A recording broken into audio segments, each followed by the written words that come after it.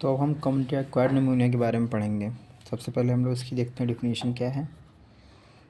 Definition ये होती है कि जैसे कम्युनिटी एक्वायर्ड निमोनिया हो गया, ये एक निमोनिया होता है, निमोनिया जो एक्वायर्ड आउटसाइड द हॉस्पिटल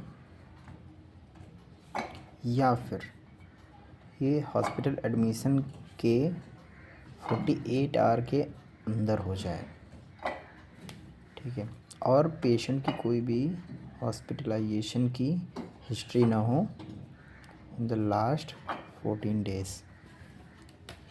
हम बात करते हैं इसकी एटियोलॉजी की। एटियोलॉजी मेरा बहुत हाई ईल्ड होता है, हाई ईल्ड ऑर्डर का है। अब इसमें बात करते हैं टिपिकल क्या होता है, टिपिकल ऑर्गेनिजम्स कौन से होते हैं जो मोस्ट कॉमन कॉज करते हैं हमारा कम्युनिटी एक्वायर्ड निमोनिया। सबसे पहले बात करते हैं स्ट्रेप्टोकोकस निमोनिया। निमोनिया ये हमारा #1 कॉज होता है, फर्स्ट कॉज होता है। उसके बाद हीमोफिलस इन्फ्लुएंजा, ये हमारा COPD भी कराता है और मोस्टली स्मोकर में ये कॉज करता है। फिर हम बात करते हैं मोरक्सेला जो एल्डरली में होता है और COPD कॉज करते हैं। अब हम बात करते हैं एटिपिकल की। एटिपिकल ऑर्गेनिज्म कौन कौन से होते हैं जिससे हमारा कम्युनिटी एक्वायर्ड निमोनिया होता है। तो हम बात करते हैं एटिपिकल में हमारा हो गया आपका माइकोप्लाज्मा जो कि यंग लोगों में होता है और सिम्टम्स के प्रेजेंट होते हैं ड्राई कॉफ, इसको हम लोग वॉकिंग निमोनिया भी कहते हैं, वॉकिंग निमोनिया भी। फिर आता है हमारा क्लैमाइडिया निमोनिया।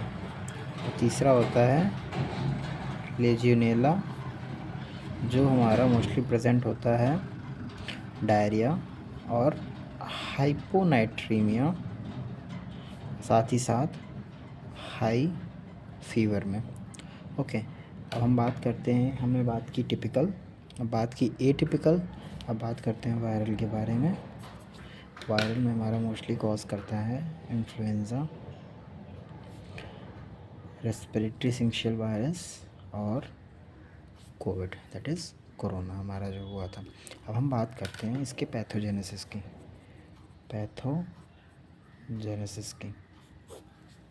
ठीक है। ये हमारा 1 लाइन लॉजिक है, इसको हम लोग याद रखेंगे, INI के लिए भी इम्पॉर्टेंट होता है।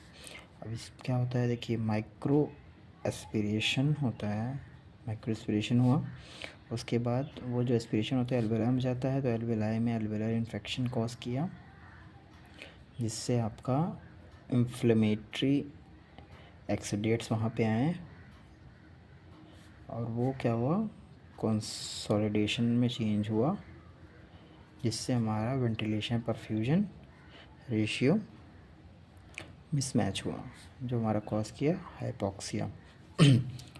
फर्दर ये और वर्स कर देता है सिचुएशन को। अब हम बात करते हैं कि पेशेंट कैसे प्रेजेंट करेगा, उसके मतलब क्लिनिकल फीचर्स क्या होते हैं। क्लिनिकल फीचर्स हमें आपके आ गए हैं, फीवर, कफ इनिशियल आपका प्रोडक्टिव रहेगा, शुरुआत इसके प्रोडक्टिव से होगी, फिर वो बाद में चल के ड्राई हो जाएगा और उसको सांस लेने में दिक्कत होगी जैसे डिस्निया, और जब भी वो सांस लेगा तो बोलेगा प्लूरिटिक चेस्ट पेन होगा, लंग के अराउंड एरियाज में बोलेगा मेरे पेन हो रहा है सांस लेते वक्त। और अगर हम इसका स्कल्टेट करेंगे तो हम लोग उसको क्रेपिटेशंस की आवाज़ सुन सकते हैं, साथ ही साथ ब्रोंकियल ब्रेथ साउंड, क्योंकि कंसोलिडेट हो गया है एरिया, ठीक है।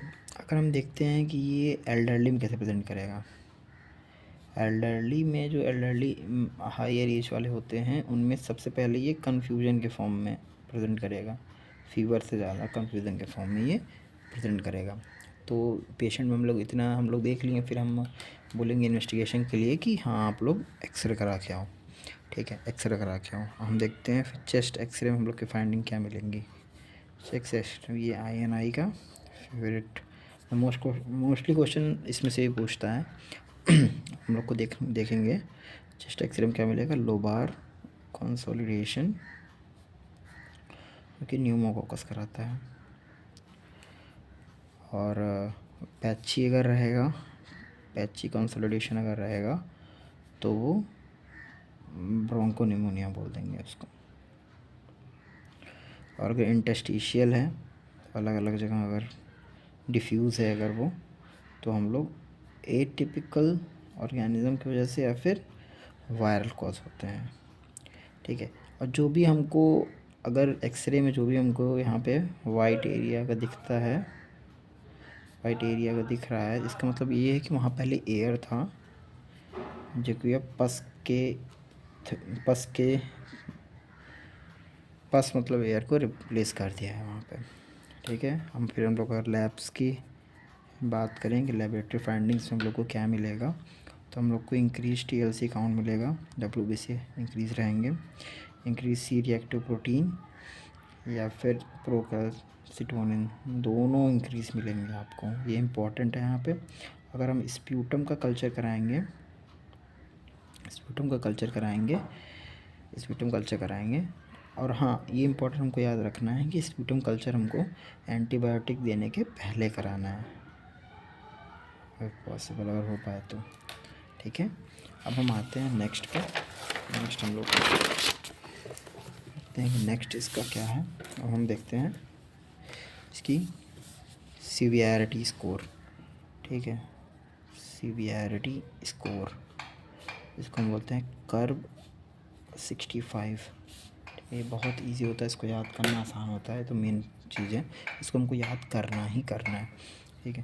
तो ये हो गया हमारा C से कन्फ्यूजन, U से हमारा हो गया urea, it should be more than 7 millimole पर लीटर।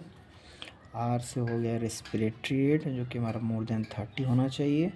और B से हो गया BP, जो कि लेस देन 90 सिस्टोलिक हो, और आपकी लेस देन 60 डायस्टोलिक हो।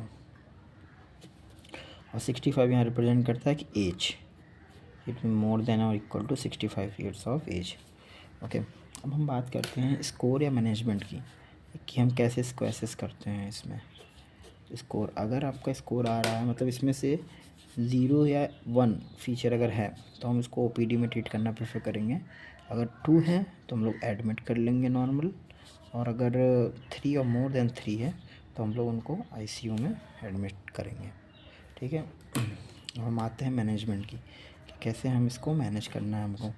इसमें MCQ बहुत आते हैं, मतलब PG वगैरह में MCQ आते हैं। और सबसे पहले अगर हम 0 से 1 उसका फीचर आ रहा है, तो मतलब OPD में है, मतलब माइल्ड है, ज़्यादा सीवियर नहीं है, तो इसको हम कैसे मैनेज करेंगे।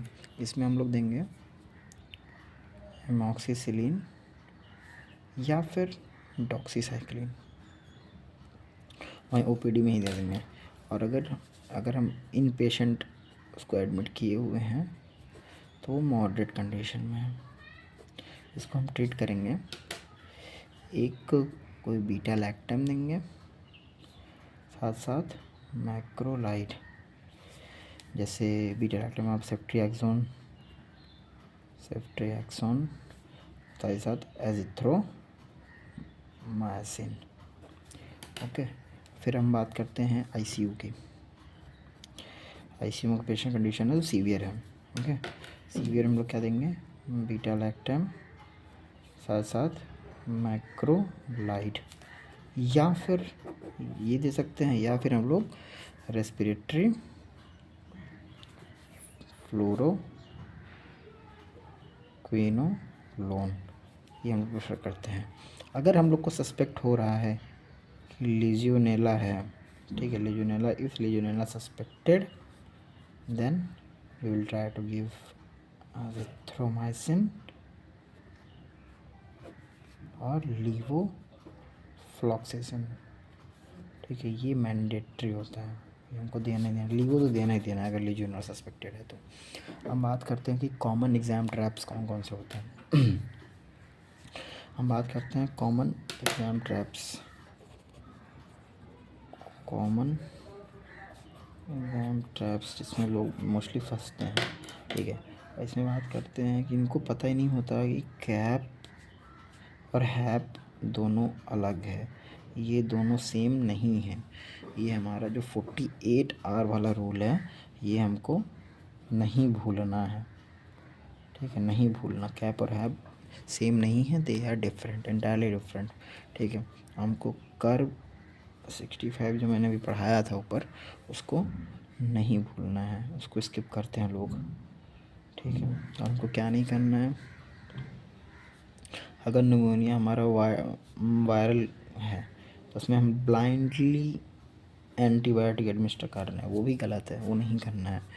अगर हमारा स्प्यूटम रस्टी है, रस्टी स्प्यूटम आ रहा है तो उसको टीबी हमको नहीं समझना है, नहीं, rusty sputum is not equal to TB, समझ लेना उसको, टीबी नहीं समझना है, नो, बिग नो, ओके। हम इसको अगर एक लाइन में मेमोरी हुक करें तो वन लाइन में मेमोरी हुक की बात करें तो कंप्यूटर कर्ड निमोनिया क्या है, आपका एक कम्युनिटी बग हुआ जिससे आपकी एल्वेलाई फ्लडेड हुई और ऑक्सीजन स्टक हुआ, जिससे पेशेंट कैसे प्रेजेंट करेगा, ब्रेथलेस पेशेंट, ओके। तो यहीं तक था हमारा community acquired pneumonia. Thank you so much.